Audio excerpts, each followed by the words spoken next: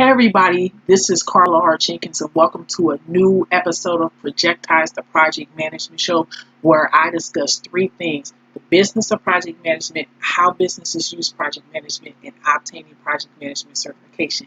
And in today's, I'm going to take an article that I read from projectmanagement.com, which is the PMI or Project Management Institute blog, about 5 steps to reverse a project in chaos. As I mentioned, I always want to bring you something that's realistic whenever you watch this show.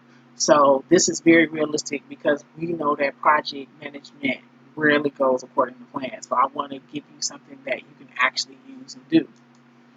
So the number one step is to investigate carefully and critically all of the variables that are exerting power in the project. That's very important. That goes to stakeholder management. So what happens is you have a major stakeholder that wants to flex or say, I need to do something, I need to do that. And that's probably where the chaos is coming from. It's just very important that as a project manager, you manage their expectations. Remember, as a project manager, 90% of your job is communication. And that's why I started off first with stakeholders, because identifying stakeholders is one of the 2 project management processes that are in the initiating group. That's the first of the 5 phases. The other one being develop project management charter. And usually when you have chaos, it's because you stopped identifying stakeholders in the beginning. You have to identify stakeholders throughout all 5 phases. So there are 5 phases: initiating, planning, executing, monitoring, controlling, and closing. And what happens is the project managers would identify only in initiating and planning, because planning domain is where you create the project management plan.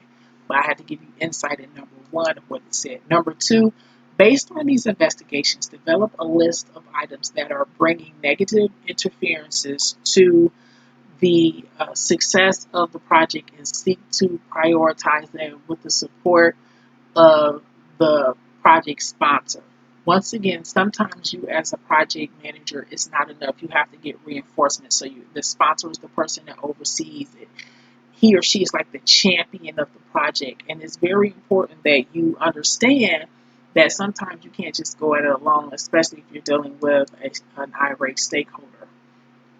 Number 3 is, with the list in your hand, develop a proposal of actions aimed at the effective recovery of the items.